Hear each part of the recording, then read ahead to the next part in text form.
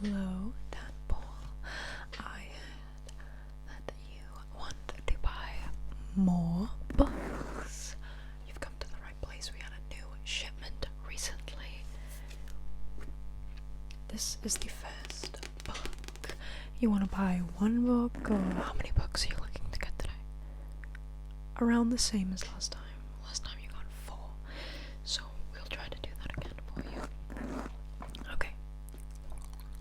This first book is called One of Us is Lying. A geek, a jock, a criminal, and a princess. A murderer. Who would you believe? By Karen M. McManus. 5 students walk into detention. Only 4 leave alive. Yale hopeful Bronwyn has never publicly broken a rule. Sports star Cooper only knows what he's doing in the baseball diamond. Bad boy Nate is one misstep away from a life of crime. Prom queen Addie is holding together the cracks in her perfect life. An outsider, Simon, creator of the notorious gossip app at Braveview High, won't ever talk about any of them again. He dies 24 hours before he could post their deepest secrets online. Investigators conclude it's no accident, and all of them are suspects. Everyone has secrets, right? What really matters is how far you'll go to protect them. Oh, wait, did I read this bit? Yeah, I think I did. Sounds pretty interesting. A little murder mystery about a group of teens. Let me zoom this out a tiny bit. So, what do you think? Do you want this book? Do you want this book? No? Okay. Yeah, that's fine. That's fine. That's fine. Well, here's the second book. A little bit different. It's called My Sister's a Pop Star by Kimberly Green. Fun, fame, and fiasco. You'll love it. I loved this book when I was littler. Childhood favorite of mine. Hi, I'm Sam, and welcome to my blog. Guess what? My sister Danny is the #1 superstar pop princess, and my life's totally crazy. I can't wait for Danny's world tour to end so we can finally be a normal family again. Well, as normal as you can be with Danny's slime ball agent hanging around. I definitely think he's up to something, and I have a sneaky feeling I'm not gonna like it. Backstage passes, private jets, and TV stardom. Life's one ultra glam roller coaster when your sister's a pop star. I loved this book when I was younger. It's definitely a children's book, or in my eyes it is. What do you think? Do you want it? No? Okay, that's fine. How about this book? Winner of the White Bread Book of the Year. The Curious Incident of the Dog in the Night Time by Mark Haddon. I had to write about a book for my A-level English coursework, and this right here is what I chose because I love this book. Mark Haddon's portrayal of an emotionally dissociated mind is a superb achievement, wise and bleakly funny. A remarkable book, an impressive achievement, and a rewarding read by Time Out. The Curious Incident of the Dog in the Night Time is a murder mystery novel like no other. The detective and narrator is Christopher Even Boone. Christopher is 15 and has Asperger's syndrome. He knows a great deal about maths and very little about human beings. He loves lists, patterns, and the truth. He hates the color yellow and brown and being touched. He has never gone further than the end of the road on his own, but when he finds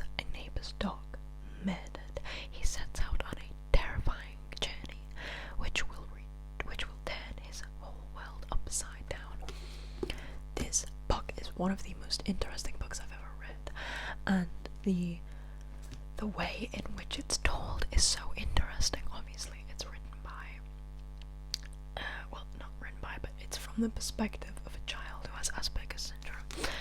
So the way he writes it is very particular. All of the chapters are prime numbers. Like, it's such an interesting perspective to read from. And the murder, by the way, has something to do with his family. I won't spoil it because I actually do recommend you read this one if you're into books at all. This is so good. Anyway, would you like it? Yeah, I knew you would. It's such a good book. The next one I also had to read for A-level English. It is Carla Dosier's The Kite Runner. I like this, but it is traumatic. Let me tell you that. Afghanistan, 1975. 12-year-old Amir is desperate to win the local kite fighting tournament, and his loyal friend Hassan promises to help him. But neither of the boys can foresee what will happen to Hassan that afternoon, an event that is to shatter their lives. After the Russians invade and the family is forced to flee to America, Amir realizes that one day he must return to Afghanistan under Taliban rule and find the one thing that his new world cannot grant him: redemption.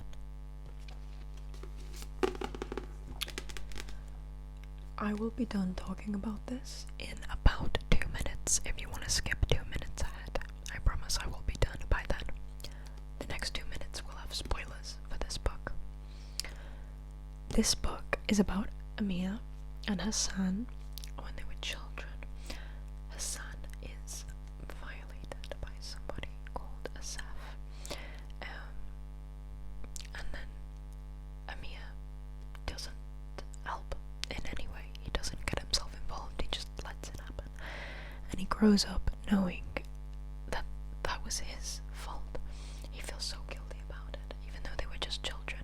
He never told anyone, he never did anything to help Hassan in any way. And Hassan has a son, and after Hassan dies, his son is taken by the Taliban. So when Amir goes back over to Afghanistan, he is told by an old family friend that Hassan has passed away, but that his son has been kidnapped. And this old family friend asks Amir to go and find him. The child is called Sarab.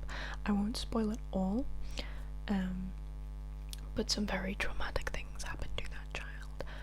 Everyone involved has some sort of traumatic event forced upon them. It is a very, very traumatic, hard to read book, honestly. I recommend you read it if you're in a really stable mindset, because it was jarring.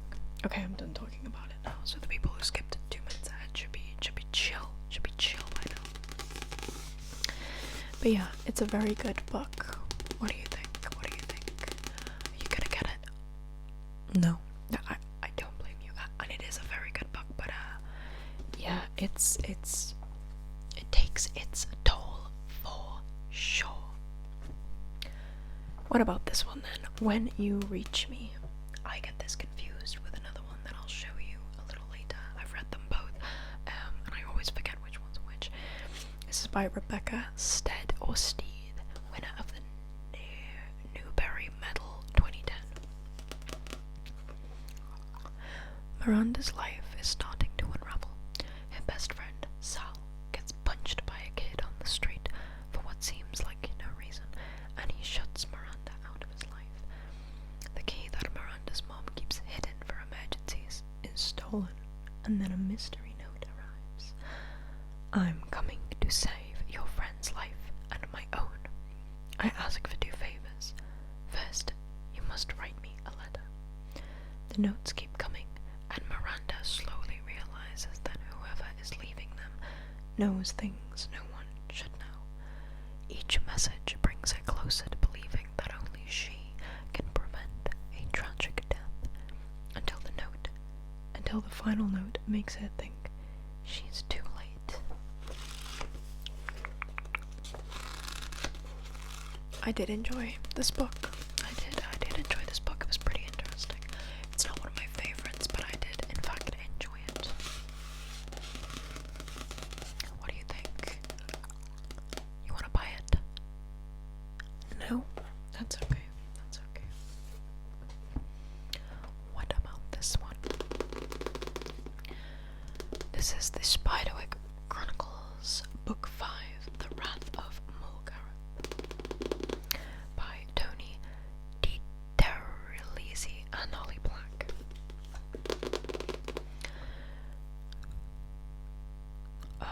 Okay, this doesn't really have a blurb. Are you interested? Yeah, I didn't think so. To read this, you really need to have read the first 4, you know, and unfortunately my shop doesn't have the first 4.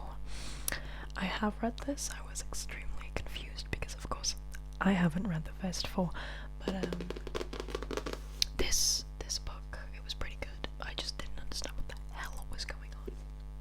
I like the movie though. Next book is a big hefty book. Boom. The Book Thief. Ironically, I stole this book. I took it from my school that I went to. Sorry guys.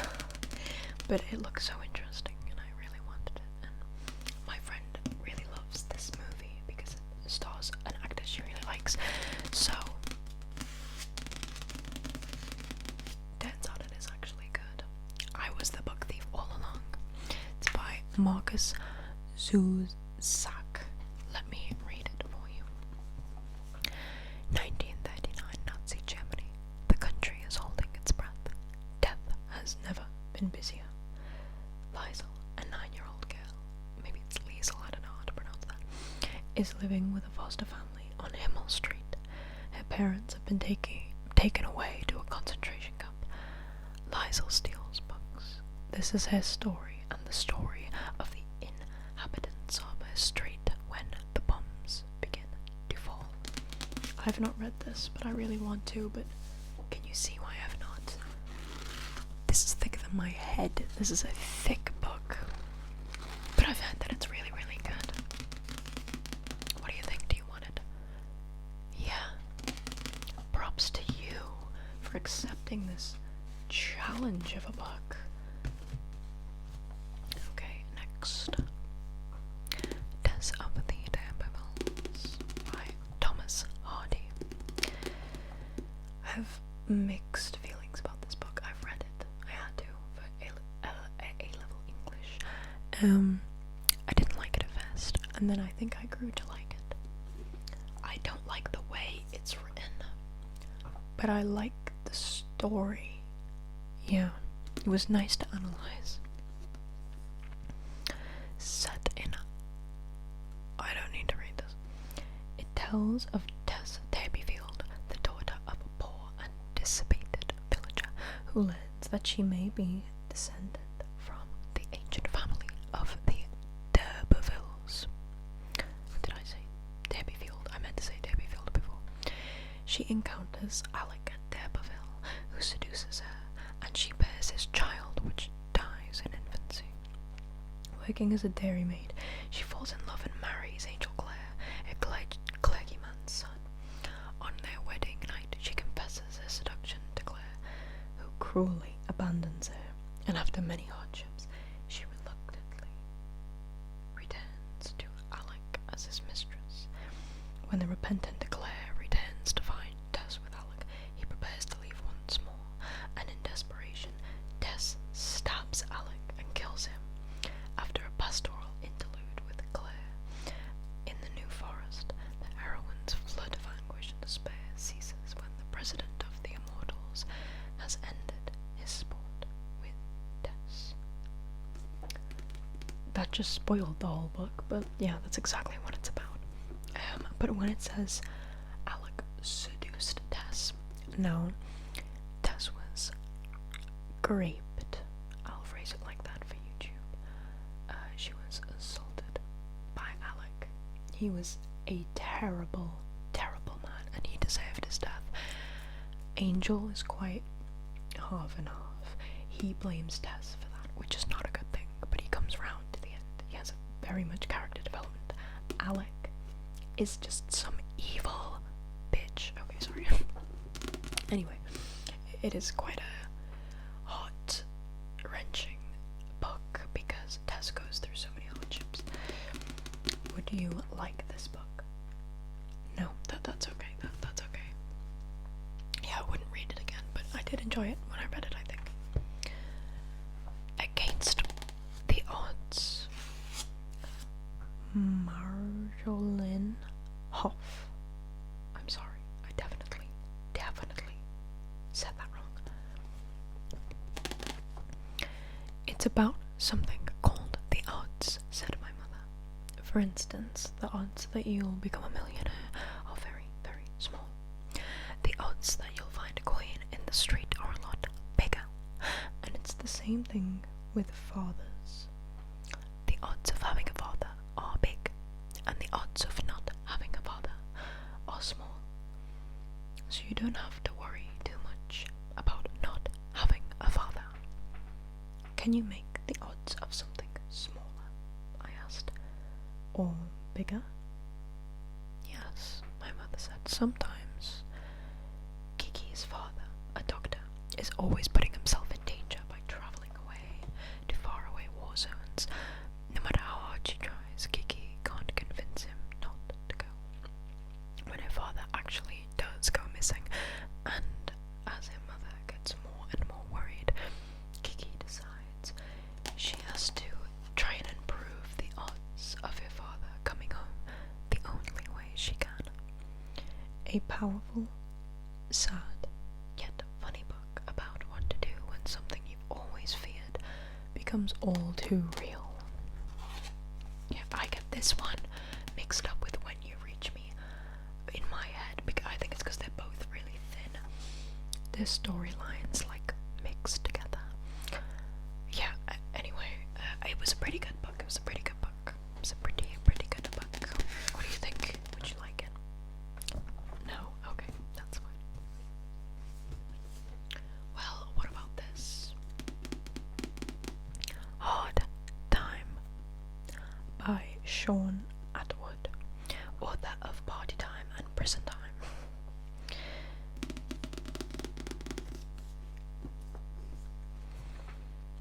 After a SWAT team smashed down stock market millionaire Sean Atwood's door, he found himself inside of Arizona's deadliest jail and locked into a brutal struggle for survival.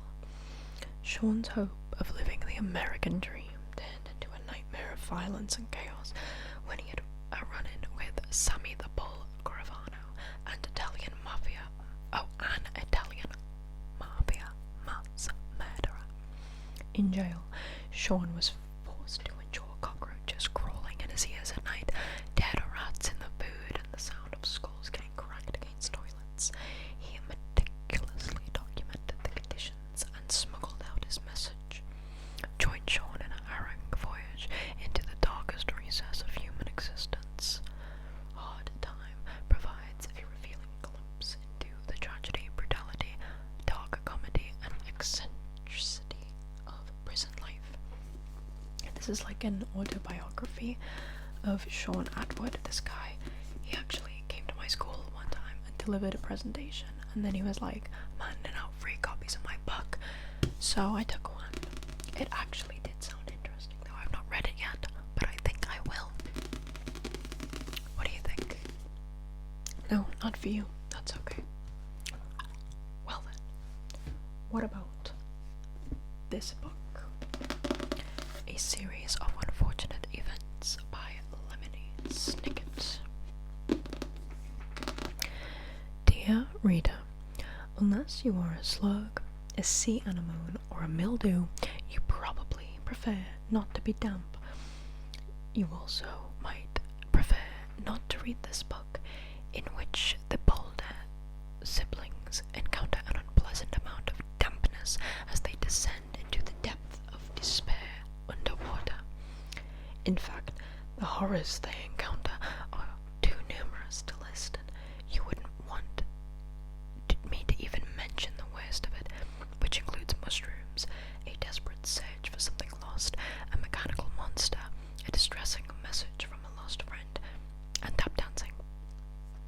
As a dedicated author who has pledged to keep recording the depressing story of the Boulders, I must continue to delve deep into the cavernous depth of the orphans' lives. You, on the other hand, may delve into some happier book in order to keep your eyes and your spirits from being dampened. With all due respect, Lemony Snicket. So I thought, oh, book the 11th? That's crazy. I thought this was the book of like the whole story. It's pretty thick. Oh. This is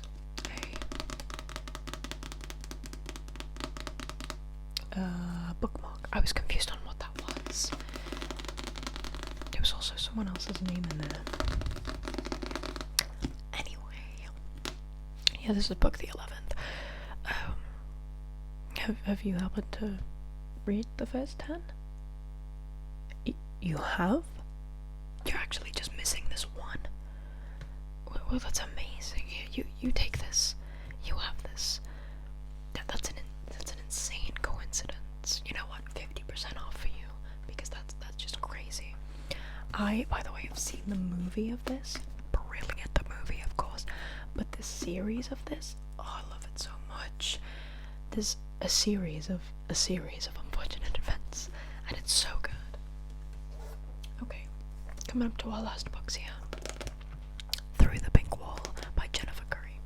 As you can tell, this is a children's book by how big the writing is. It's also pretty old.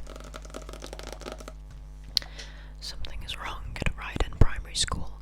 First, there is the soft pitter-patter sound, which seems to come from behind the big wall in the class's two rooms. In class 2's classroom. Jesus, I can't read. Then the children feel an icy chill during their morning news session. They all hear a giggle, but it doesn't record on the tape recorder. The children determine to get to the bottom of the mystery, and in doing so, acquire a new, if somewhat ghostly, friend.